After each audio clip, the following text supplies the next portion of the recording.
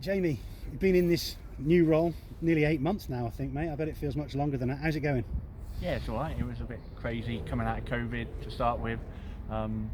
Lots to get sorted, but no, it's starting to calm down now. We've got a few more people in the office, got a few more volunteers on board, so yeah, it's getting there. And how are things with COVID? Obviously, it feels like things are a little bit normal again, but I imagine there's still lots of things that going on behind the scenes that supporters can't see in relation to it. Yeah, we've still got red zone, so the pitch and changing areas are still red zone, which means literally just the players and the match officials allowed in there, which is a little bit frustrating because we'd love to get the kids out on the pitch at half time and things like that, but we can't do that. Other than that, I mean, in the ground it's generally kind of normal. Obviously we ask people to wear a mask and wash your hands and all that kind of thing, but the biggest problem is the red zone on the pitch. And from the players' point of view and the squad's point of view, what have they got to adhere to still at this point in time? It's all kind of social distancing, making sure there's kind of limit the close contact. So once they're out on the pitch or the training pitch, it doesn't count. If they're kind of in the room, changing rooms, doing analytics and things like that, then they've got to make sure they're socially distanced. Otherwise, if there's an outbreak, that's when the whole squad will have to go into isolation. So the league have relaxed their rules in the last couple of weeks and put more onus on the clubs to make sure that they follow the guidance, and hopefully that's going to result in more games being on and no kind of last minute cancellations that we were kind of seeing at the start of the season.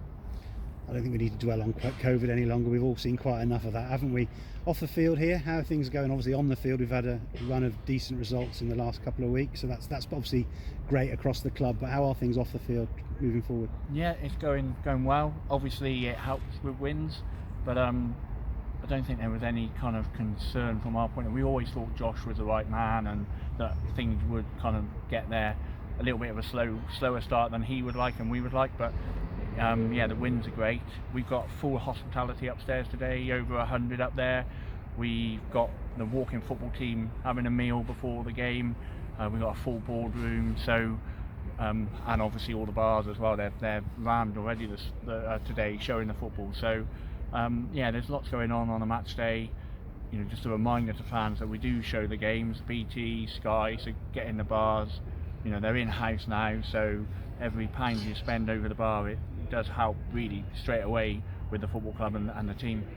Yeah, and what you would probably say is it was a good gate for a Tuesday night fixture on Tuesday, yeah, which definitely. is obviously reflects perhaps the two results previously, and that was good to see. Yeah, credit to the 15 or so Blythe fans that made that trek, because that's a nightmare journey, isn't it, on a Tuesday night? But yeah, no, it's a real good attendance. Obviously we want more, we always want more people in through the gates, but we realise that things have to be right on the pitch and off the pitch as well to get people back. Yeah, and looking at other things off the field, I know I see lots of information coming out about the community side of things and stuff, and that appears to be moving forward quite nicely. Yeah, John Nash doing a fantastic job. Really kind of, now that we're out of COVID, he can kind of crack on, and like I said, we've got the walking football here today. He's doing a project with the police about knife crime. We've got a really strong partnership with the police. Hopefully there's something coming up in the new year on that front as well, but he's in schools. He's just appointed Millie, who is his apprentice, and she's learning the ropes pretty quickly off him. So lots of great partnerships with the Herefordshire FA, for example.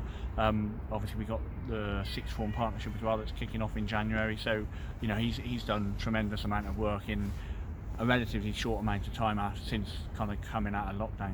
And linked to that, obviously we've got the under-18s up and running now as well, and their results seem to be pretty good given it's their first real season together. Yeah, the community 18s are doing really well.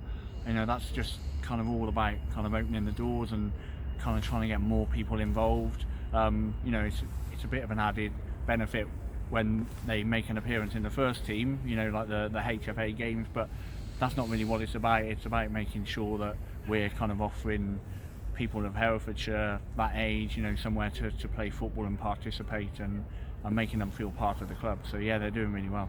And looking ahead, we're going into that, a great part of the football season coming towards Christmas and that sort of stuff. Lots of games thick and fast, and some big games at Edgar Street for everybody to look forward to. Well, November's an absolute nightmare. We go from one home game to the next straight away, so you know it's really busy. But that's fantastic. You know, we literally go from one to another. So Chester, Westfield, and then Kidderminster in the FA Trophy is a fantastic kind of draw. Gets the crowd really up and excited. You know, today and Kiddie should be great atmospheres. And you know, long may the winning run continue, and hopefully more and more people come along. And just one last question. You are kind of like old man Hereford, really, aren't you? You've been like a feature here for about 15, 16 years, I would say. Probably. You probably know.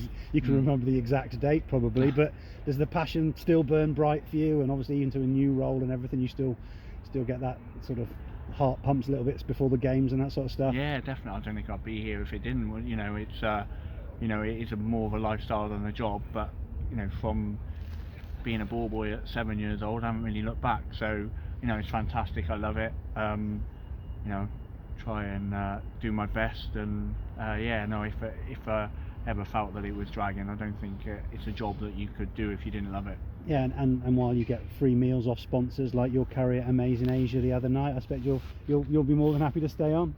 Amazing Asia, fantastic new sponsor, but I'm really not happy about that photo. Thanks, Jay.